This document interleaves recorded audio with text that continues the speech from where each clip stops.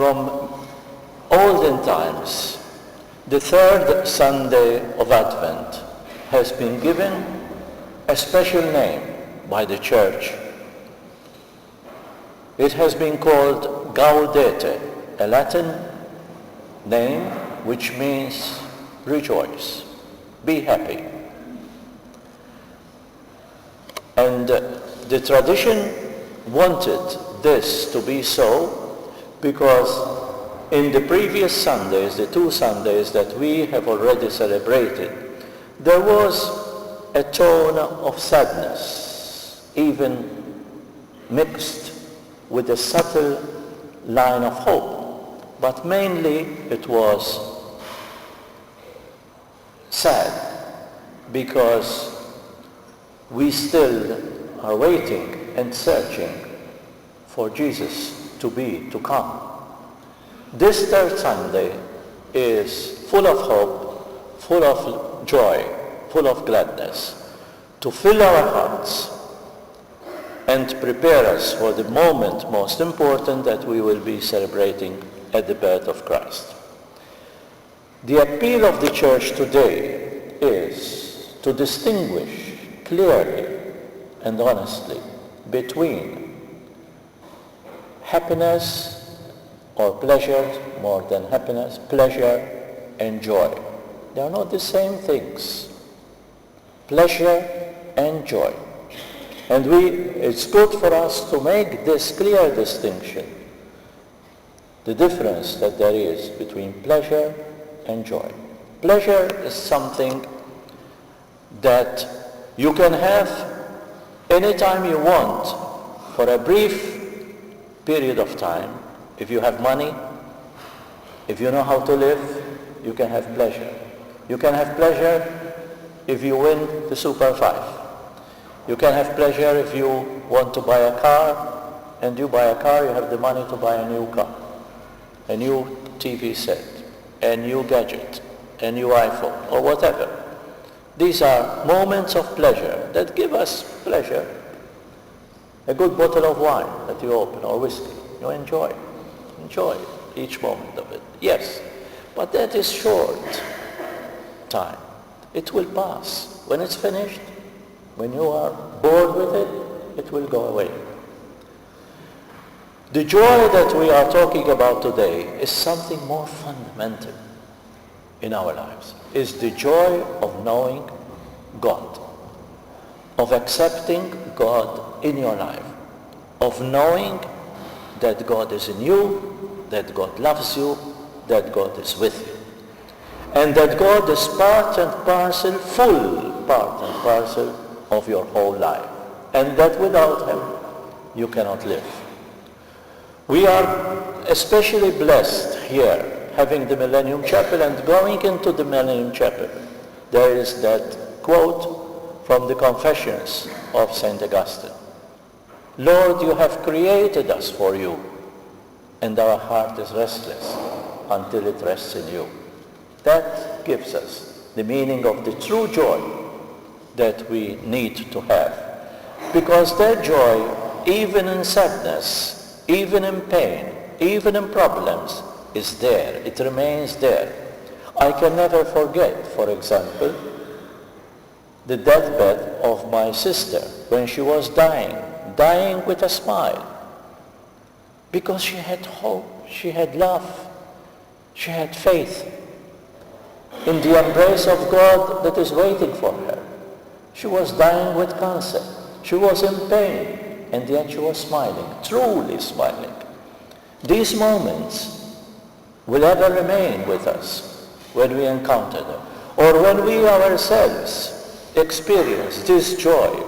A moment of joy, for example, when you forgive someone who has hurt you, who has caused you so much pain, and yet out of your heart, yes, you forgive. That moment experienced is a moment of joy that will never end. And there is Viktor Frankl, who was a survivor of Auschwitz, of Dachau concentration camp. He wrote a book, Men's Search for Meaning. And he said this, one experience in his book, we were profoundly moved by the smallest kindness received from any of the guards at the concentration camp.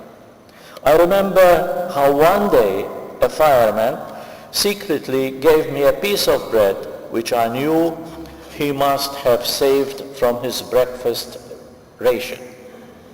It was far more than the small piece of bread which moved me to tears of joy at the time.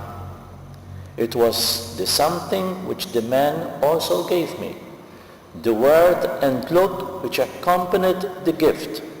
It was the gift of joy.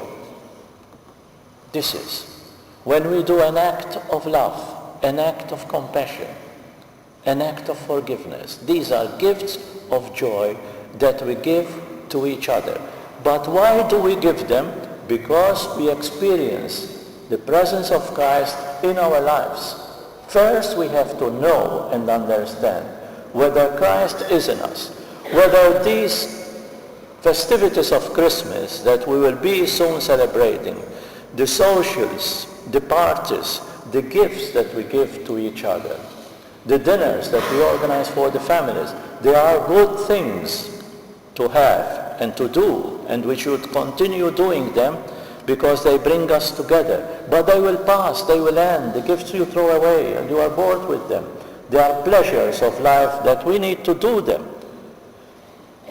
Mind you, at the church we used to condemn these things in old times because we had the impression, we had the idea that worldly things and material things will bring us to sin, and they are different from our spiritual life. That used to be, yes, our theology of the church in olden times. Today, thank God, thanks to the Vatican Council, we know that the church gives as much importance to the body as the soul.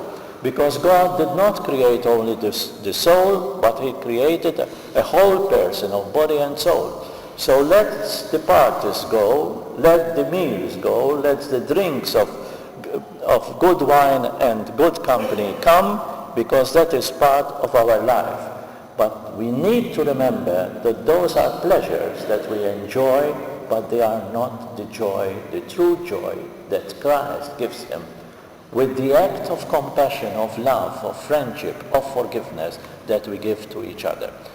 It doesn't mean anything if you organize a family dinner and then in your heart of heart you have something against your brother or your sister or your friend who is in there present to eat together. First you need to reconcile with them and bring the true joy in your life so that you enjoy also the pleasure of a meal. And I'll tell you a story that once or maybe other times I have told it. I have said it here in this place. But it concludes and it shows the real significance of what brings joy in our lives. An old, very old legend speaks of a monastery on the top of a mountain who was very spiritual, who attracted a lot of young people to it. Many went in pilgrimages to pray there all the time. The monks were happy going and they were very spiritually fulfilled. But the devil went into this community, and one day they started to have problems with each other, the monks. You know, they didn't talk to each other. They gossiped against each other. They were jealous of each other. And so the joy and the spirituality that was present in that place started to diminish and at the end also vanish. And the prior, the abbot, the head, the superior was very concerned, and he knew of a very saintly rabbi who lived in the same village, and he went to speak to him, and he said, Rabbi, I came to speak to you about our community because we are in disaster at the moment. What shall we do? And the rabbi told him, you know, the rabbi is the priest, the Jewish priest, who the Jews are still waiting for the coming of the Messiah. And so he said, listen, go back to your community and tell them that the Messiah is amongst you. The Messiah is one of you there in the community. And so the abbot went back to his community. He had a meeting and he said, listen, I have to announce to you that I went to speak to the rabbi, the priestly rabbi, and the saintly rabbi, and he told us that the Messiah is here in this community. What shall we do? And then they started asking themselves, am I the Messiah? Or is he the Messiah? And then, when their life started to change gradually, because they all believe, if I am the Messiah, how can I behave like this with my brother? How can I not forgive my brother? Or how can I speak badly of my brother? The same, the other fellow, his brother, would say the same. Maybe I am the Messiah, or maybe he is the Messiah. How can I speak badly of him if he is the Messiah? And so gradually, all believing that they might be the Messiah, or that their brothers might be the Messiah, life started to change.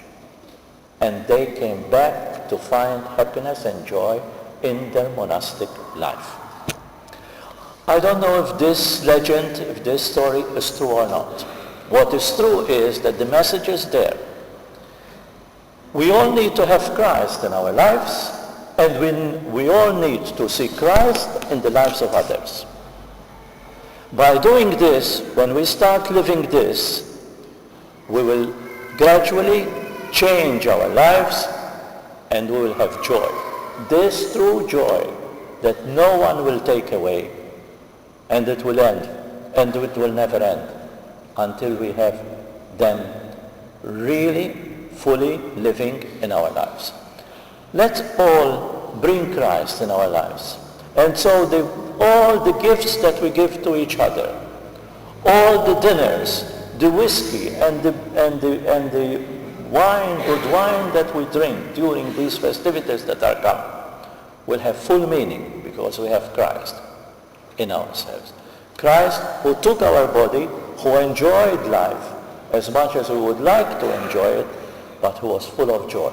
That joy, he gives it to us, and we want to receive it so that we can then give it to others.